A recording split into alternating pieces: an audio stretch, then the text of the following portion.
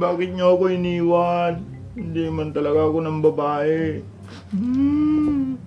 Mga tato, ipagtanggol niyo ako, kayo nakakaalam.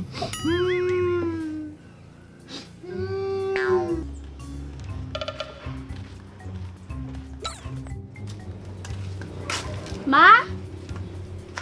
Ate? Saan kaya nagpunta yung mga yun? Pa? Pa? O pa? Pa? Anong nangyari sa'yo? Asan si Mama at Ate Abby? Wala na anak, iniwan na nila tayo. Ano pa? Di man lang nila ako sinama. Ano ba naman yan? Pati ba naman ikaw, iiwan mo ko? Eh di sasama kita kung gusto mo. Ayaw ko nga tumira sa lolo mo. Ano po? Eh andun sila ngayon eh.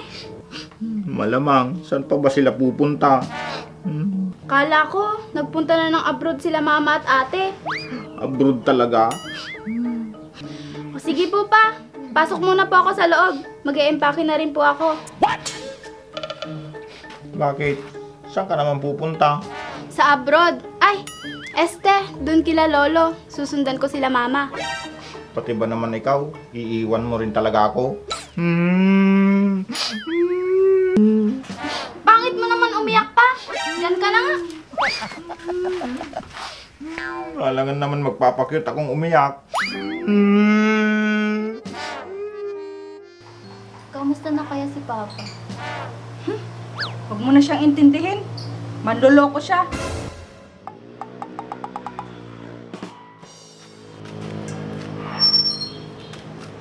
Ma! Ma! Ate! Mano po? Oh, Raizel, bakit nandito ka? Eh kasi, wala ako doon. Huwag mong sabihin na iniwan mo rin si Papa sa bahay. Malamang, Ate Abby. Kasi may bitbit akong bag, di ba? Eh, bakit mo naman iniwan si Papa doon? Teka, ako nga dapat ang magtanong kung bakit niyo iniwan si Papa sa bahay. Ano? Bakit hindi kayo makaimik? Ma, Ate Abby. Kasi Raizel, nakita ko si Papa, may kasamang babae. Ano? Grabe. Ang swerte naman ng babaeng yun pag nagkataon. Hindi na tayo mahal ng papa niyo. Ma, sigurado po ba kayo dyan? Oo, sigurado ako. Nakita ng dalawang mata ko. Oh? Sigurado ka? Sa bagay, medyo malaki yung mata mo. Ano? Malaki ba talaga? Grabe ba? Hindi naman masyado. Sige na, Abby. Ikwento mo na. Ayun na nga. Nakita ng dalawang mata ko na may kaholdingan si Papa. Eh, sino naman kaya yung kaholdingan ni Papa? Hindi ko alam. Basta, maganda siya at batang-bata.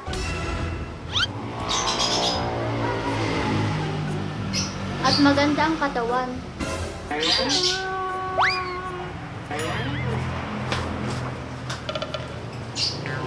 Oh, bakit anong nangyari kay Mama? Sino ba namang hindi masasaktan doon sa ginawa ni Papa? Sa bagay. Teka, bakit hindi mo muna tanungin si Papa kung sino ba talaga yung babae?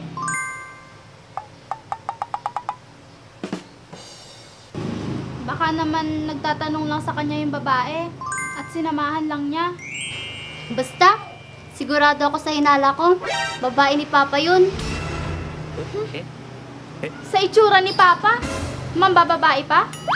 Eh wala ngang binatbat yung tattoo niya kay Mama. Paano naman kasi? Kaya ako tumaba. Masarap magluto si Franz. Kaya naging ganitong katawan ko.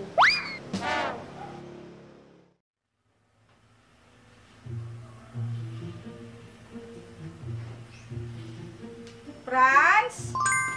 Franz? Franz! Oh, darling. Ikaw pala. Dumating ka na pala. Oh, bakit? Hindi naman ako umalis ah. Ha? Hindi ba? Sana, wag niyo akong iwan ng mga anak natin. Bakit ganyan ang sinasabi mo? Hoy, iiwanan kita pag hindi ka tumigil. Wala man lang kalambing-lambing sa katawan tong misis ko. Hoy, Franz, nakapagluto ka na ba at nakapaglaba? Ay, oo naman darling. Masarap yung niluto ko. Mabuti naman kung ganon. Darling, nasan pala yung mga bata? Kasama mo ba? Ha? Hindi naman sila umalis ah. Ano ka ba, Franz? Nasisiraan ka na ba? Eh kasi, hindi ako makapaniwala na nandito ka na. Hay nako. Sige, tatawagin ko na yung mga bata para makakain na tayo. Sige darling, para makapagsandok na ako.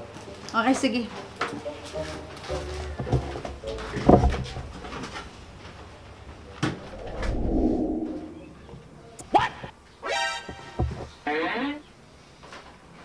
Mitch! Abe, Rysel? Mitch! Panaginip lang pala. Sana bumalik na kayo mga anak at darling. Kahit pagtawanan pa ako ng mga lalaki dahil takusa ako. Pero wala sa akin yun dahil mahal na mahal ko kayo.